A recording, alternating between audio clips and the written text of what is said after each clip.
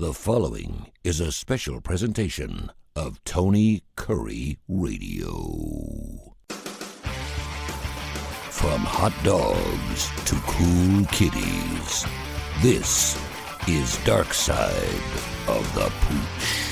Welcome back to the holiday version of Darkside of the Pooch. He is Dr. Rab Stewart. The Rossbridge Animal Hospital joins us every single week. And of course, this will be our last show for 2023. Looking forward to a prosperous and wonderful 2024. And of course, a very healthy Pooch and kitty cat to you and yours. Hope you had a fantastic Christmas. We got New Year's Eve coming right around the corner. What's going on there at the Rossbridge Animal Hospital? Anything exciting and fun and intriguing over the holidays you want to share with us? Since our last show, we always have interesting things that we take out of dogs' GI tracts. Everyone is always interested in what comes out of GI tracts. So I have two things. One was a surgery, and then the other one was not a surgery. The dog gave it to us willingly. But so the first one was this puppy, about a year old, a golden retriever, and it ate four hickory nuts from their yard. Four large hickory nuts. I mean, they were about 2 inches long by 1.5 inch wide, and it ate four of them. And the dog came in still really energetic, but it was just puking its guts out every time it, ate or drank. And took some x-rays, and you could tell it just wasn't quite right. And you when you go in and do a surgery like that, you never know if you're going to find something. The x-rays don't tell you 100% if there's something there, but the x-rays are just suggestive. And then the history of the owner was a little suggestive. And so you make your incision and you say a prayer and you hope you find something. And in this case, we found four hickory nuts. We had to make an incision into the stomach. We got 3 out there. And then one had kind of left the stomach and it was in the small intestine. So you make another incision in the small intestine and you take that one out and you close everything up. And then it's up to the dog at that point to heal. But then we had a dog that was boarding. And we went in that morning, and the kennel staff, went in as they always do. They're cleaning stuff up, and the dog had pooped out a pair of ladies' underwear intact. So we've had that happen before here in Darkside of the Pooch. Yeah. So it's just the fun things that you see and do. So the nuts. Because man, it's amazing how much dogs love those acorns. I mean, they'll sit out there, and once they find out that they're actually kind of tasty little morsel, they'll get after it. So these particular nuts, they couldn't pass these nuts, and of course, you mentioned the size of them. They sound really, really large, but there's no way those would have been passed.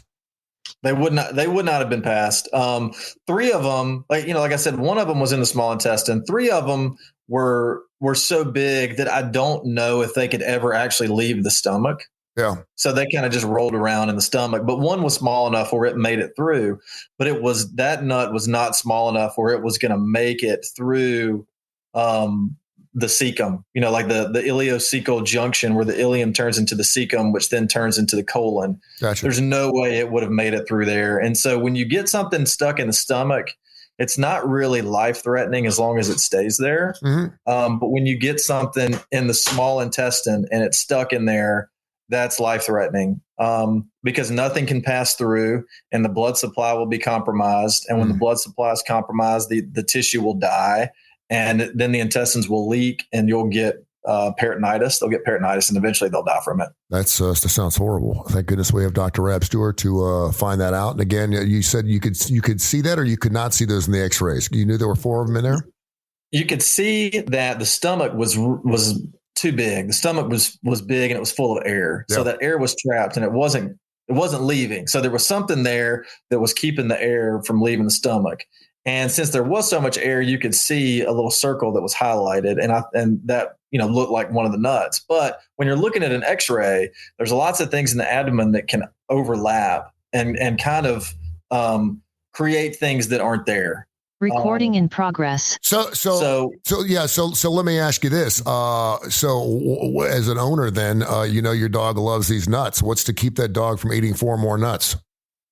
We had that conversation with them, and they were willing to go to whatever degree they needed to. I mean, the great young couple, and they love this dog so much. And they said, should we cut down the tree? Because we're prepared to cut down the tree and get rid of all the nuts. What do you think we should do? And I said, well, that, obviously that's the way to get it done, so you never have to worry about it again. But we've had clients that have had multiple surgeries for GI obstruction in a single pet, and it's varied from rocks to clothing to dog toys. And so finally, we told this guy, he's a friend of mine. We told him, you need to make your dog wear a basket muzzle all the time. Oh wow! Because you can't put everything away all the time. And the basket muzzle, it still allows them to open up their mouth and pant. They can still bark. I mean, they can pretty much do all the things that they want to do. They can even drink. Yeah. They can't really eat with it on. But it had gotten to a point where the dog had so many GI surgeries that the dog was starting to form adhesions. And so what that means is loops of intestines were kind of grabbing onto other loops of intestines, and then those were leading to obstructions.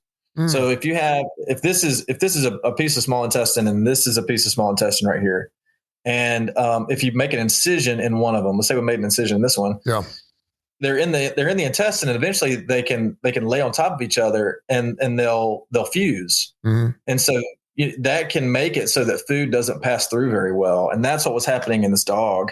And I told the guy, I said, if we have to do another one of these surgeries on your dog, I don't know if it's going to live. Wow. That's crazy. You never know what you're going to hear here on Darkside the Pooch. Brought to you by Sasquatch Toys and Comics down there in beautiful Homewood, of course. Seth Cosby, he runs that place. A brand new toy store opened up back in October. All kinds of great comics from the 60s, 70s, 80s, and up. And, of course, anything that's still in the box. When it comes to toys, you find stuff up in your attic. They got everything from Battlestar Galactica, Star Trek, anything, Legos, you name it. They've got some killer toys. Check out the wonderful Sasquatch Toys and Comics right there. And of course, you can call Dr. Reb Stewart anytime at 208-0301, rossbridgevet.com. And wherever you get your favorite podcast, you can find info at TonyCurryRadio.net and Darkside of the Pooch. I do have a little bit of an update on my dog situation. And it's really kind of driving me crazy. I had mentioned the fact that my dog had urinated on my recliner a couple of times. And this is after the dog had been in the house for a year, had no issues, had no urine issues at all, wasn't dropping any gifts for daddy, whatever. I'd leave the house for 2 or 3 hours. I'd come back. He'd tear up the blinds. He may chew a shoe occasionally, but for the most part, wasn't wrecking the place. And then all of a sudden I realized that this dog is starting to urinate on my recliner. And I take that very personally. And I gotta be honest with you, it hurt my feelings. I look after my dogs. I mean, I do take care of my dogs, and I don't baby my dogs. They are dogs. I don't allow them up on their furniture, and they're not allowed to sleep in bed with me, but I do take care of my animals, and I do consider them part of the family. But it really pissed me off because this is a personal situation. If he had peed in the corner or dropped a couple of nuggets somewhere in the kitchen, I get it. You can't hold it. But the fact that he did it on my chair tells me that this was a direct shot across the bow at daddy. And so he did that. And so I got this mechanical dog I mentioned. It's one of these things that it was a Halloween dog. It was like a skeleton dog, and it scares the bejeebers out of him. He hates this thing. And so I put it right there in the corner of my chair, knowing that if he got near it, it was going to be censored. It would go off. It would scare him away, and he would leave my chair. And it worked for about a week and a half. And then I thought, do I want to have this skeleton dog, sitting in my house from here on out? And so I let him back out again. Then about the third day, we had the issue again. So I started putting up in the bathroom.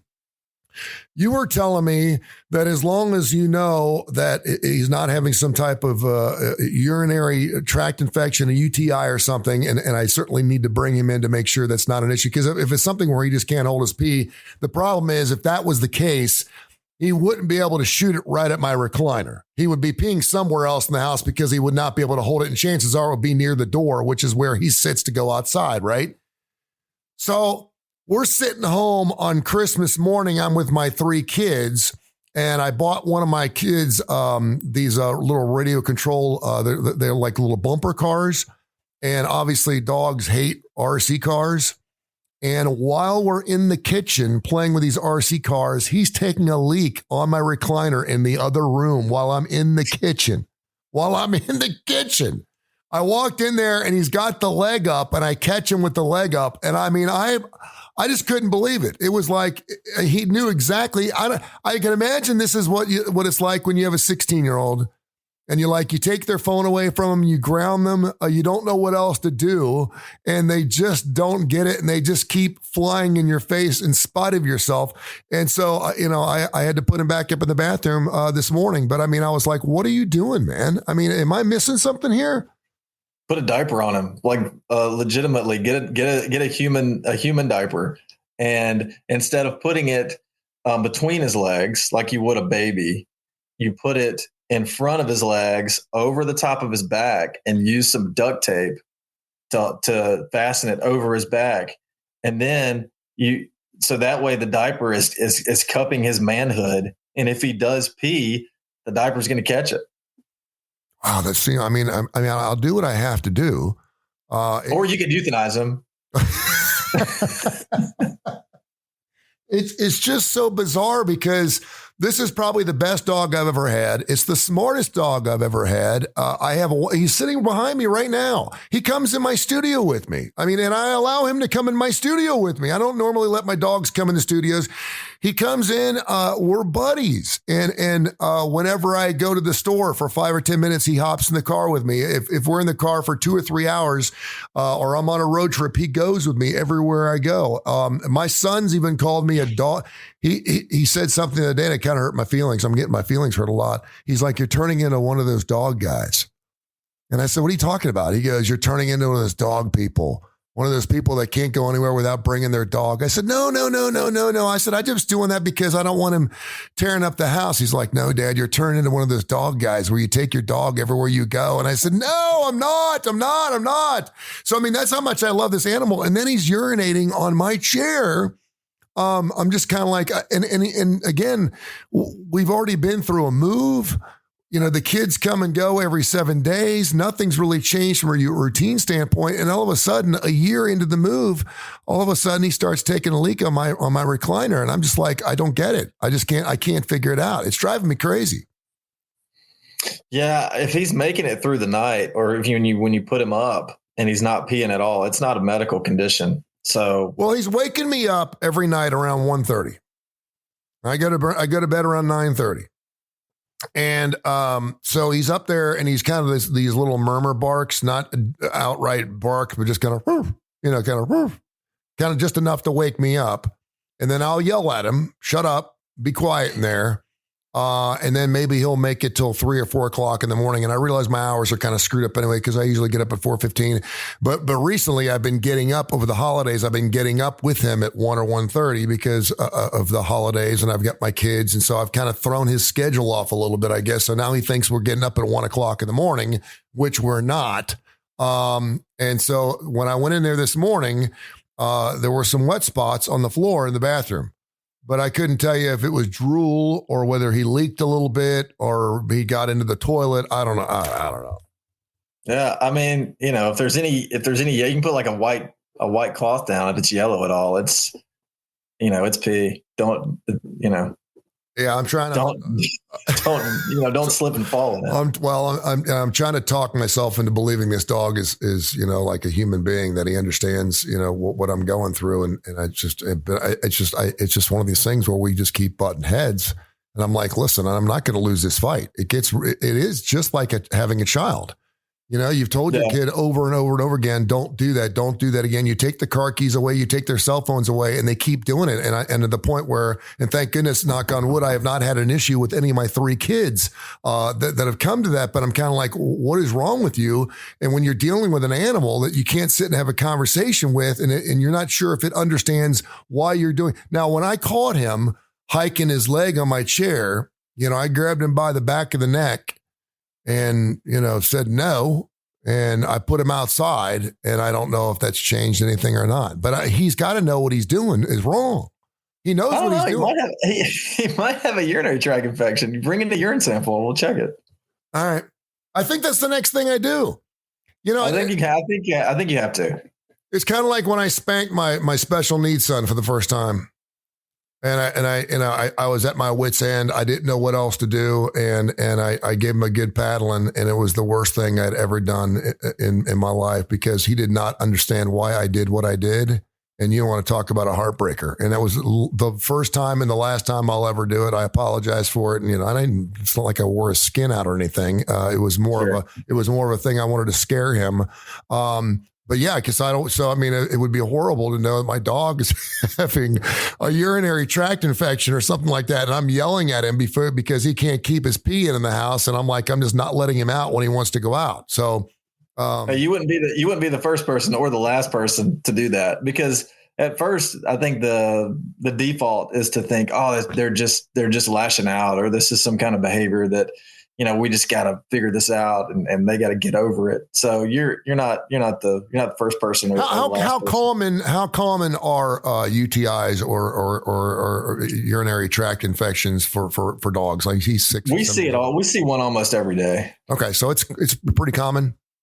Yeah. And the other thing is, and I'll tell you this, and I may be screwing things up, I have not been keeping them hydrated like I normally do. I usually keep a bowl of water out. I know you've said, listen, you can pull the water up, because if they don't drink, they're not going to pee. And so I moved there. See, now I feel like I'm going to therapy, because I stopped feeding them twice a day. I started feeding them once a day in the afternoon, and they're getting water twice a day, and that's it. And so I've thrown that routine off a little bit. So I think there's probably a couple of reasons why he's pissed off at me. Now that I think about it.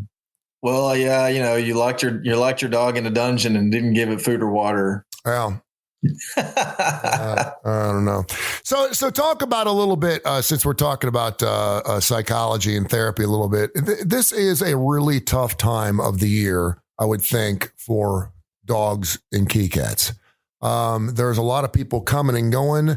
Hours are all messed up. There are people taking days off work. There are people traveling. They're boarding animals. They're moving the kennel from one side of the room to the other side of the room because Aunt May's in town for a few days. Can you just talk about what it's like for an animal to go through the holiday season?